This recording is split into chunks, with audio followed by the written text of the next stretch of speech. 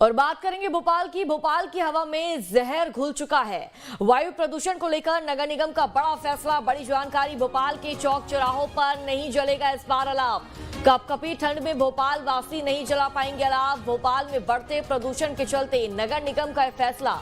ठंड में हर साल नगर निगम अलाव जलाने का प्रबंध करता है, लेकिन इस बार अलाव नहीं जलेगा क्योंकि जो पॉल्यूशन लेवल है वो मध्य प्रदेश का, भोपाल का बेहद ही खराब स्थिति में स्तर में पहुंच चुका है। तो भोपाल की हवा में जहर घुल चुका है। वायु प्रदूषण को लेकर नगर निगम ने एक बड़ा फैसला सुनाया है। भोपाल के चौक चौराहों पर इस बार अलाव नहीं जलेगा। देखिए, ठिठुरन से, ठंड से बचने के लिए लोग अलाव का सहारा लेते हैं और ऐसा अक्सर देखने को मिलता है कि प्रशासन द्वारा, नगर निगम द्वारा अलाव जलाने की व्यवस्था की जाती है, इसका प्रबंध किया जाता है। लेकिन इस बार ये बड़ा फैसला, बड़ी जानकारी कि अलाव इस बार नहीं जलेगा क्योंकि दिन प्रतिदिन भोपाल में जो पॉल्यूशन है वो बढ़ता जा रहा है।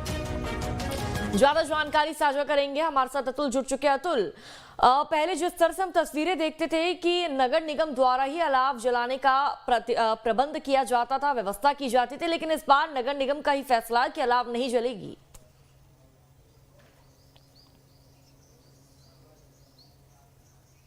देखिए, मध्य प्रदेश में धीमे धीमे ठंड अपनी आहट दे रही है और कड़ाके की ठंड की तरफ मध्य प्रदेश आगे बढ़ता हुआ दिखाई दे रहा है।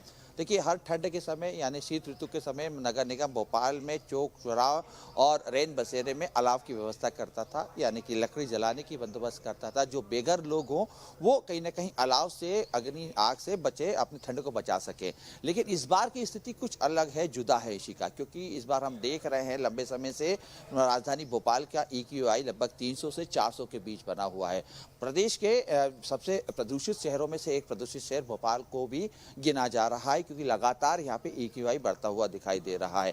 जैसे जैसे ठंड बढ़ेगी वैसे वैसे हवा के अंदर और भी जहर घुलेगा, क्योंकि जिस तरीके से हम देखते थे कि अलाव चौक चौराहों पर, गली मोहल्ले में हमें जलती हुई दिखाई देती थी, जिसकी वजह से जो धुआं होता था वो धुआं और भी प्रदूषण फैलाता था। ऐसे में नगर निगम का बड़ा फैसला इसको हम कह सकते हैं। हालांकि लोगों के लिए ये अच्छी खबर नहीं है, क्योंकि जो बेघर लोग हैं, जो चौक चौराहों पे अपनी रात का बसेरा बनाते हैं, उन लोगों के लिए अलाव एक संजीवनी का काम करती थी और ठंड के समय इससे बचाव करते थे। लेकिन इस बार कहीं ना कहीं लोगों की सुरक्षा के लिए, क्योंकि जिस तरीके से विशेषज्ञों का मानना है कि आने वाले दिनों में क्योंकि ठंड है और प्रदूषण यानी कि जो हवा जो रहती है उसके अंदर प्रदूषण की स्थिति नीचे स्तर तक ही रहती है, उसको वायुमंडल में पहुंचने के लिए समय लगता है। तो ऐसे में प्रदूषण की स्थिति और भी बढ़ सकती है। तो वही चिकित्सकों का भी यही मानना है कि ये जो साल रहेगा इसमें प्रदूषण की स्थिति बढ़ेगी और ऐसे में जो श्वास के मरीज है उनके लिए तकलीफ बढ़ सकती है। और EQI जिस तरीके से हमने देखा था दिवाली से लेके 11 का बीच के समय, अगर इसी का हम देखें तो राजधानी के कई